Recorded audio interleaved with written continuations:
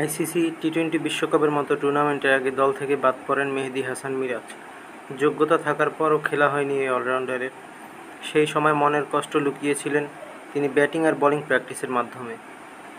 চলতি বছরের জুনে টি-20 বিশ্বকাপের আগে জিম্বাবুয়ে ও যুক্তরাষ্ট্র দলের বিপক্ষে টি-20 সিরিজ খেলেছিল বাংলাদেশ, যেখানে জিম্বাবুয়ের বিপক্ষে সিরিজের আগে 17 জনের প্রস্তুতি ক্যাম্পেও জায়গা হয়নি মিরাজের।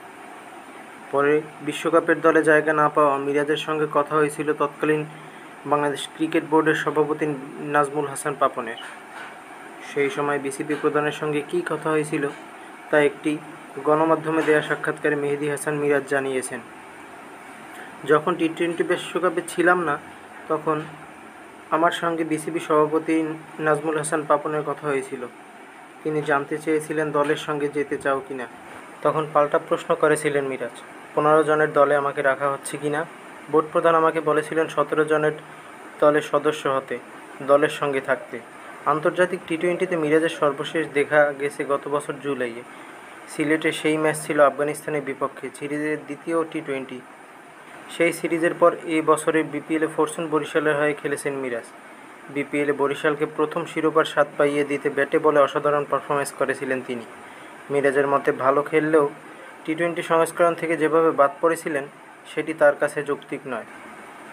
তাই তিনি বিশ্বকাপের সফরসঙ্গী হতে চাননি। কারণ দলের সঙ্গে থেকে অনুশীলন করার কোনো মানে দেখেননি এই অলরাউন্ডার।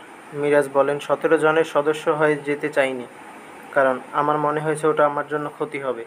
পাকিস্তান সিরিজের আগে আন্তর্জাতিক ক্রিকেটে মিরাজের সর্বশেষ ম্যাচ ছিল টেস্ট সংস্করণই। সেই ম্যাচ চট্টগ্রামে এবছর এপ্রিল অনুষ্ঠিত শ্রীলঙ্কার বিপক্ষে সিরিজের দ্বিতীয় টেস্টে। লঙ্কা সিরিজ থেকে বাংলাদেশের নিয়মিত আন্তর্জাতিক ক্রিকেট খেললেও দেখা যায়নি তাকে।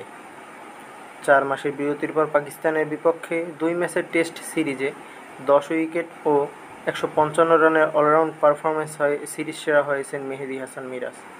মাঝের 4 মাস কীভাবে নিজেকে তৈরি করেছেন সে বিষয়ে মিরাজ বলেন, যে ঠিক না, এই যে 5 মাস সুযোগ পেয়েছি, এ সময় নিজের ফিটনেস স্কিল নিয়ে নিবিড়ভাবে কাজ করার সুযোগ পেয়েছি, সেটারই ফল পেয়েছি।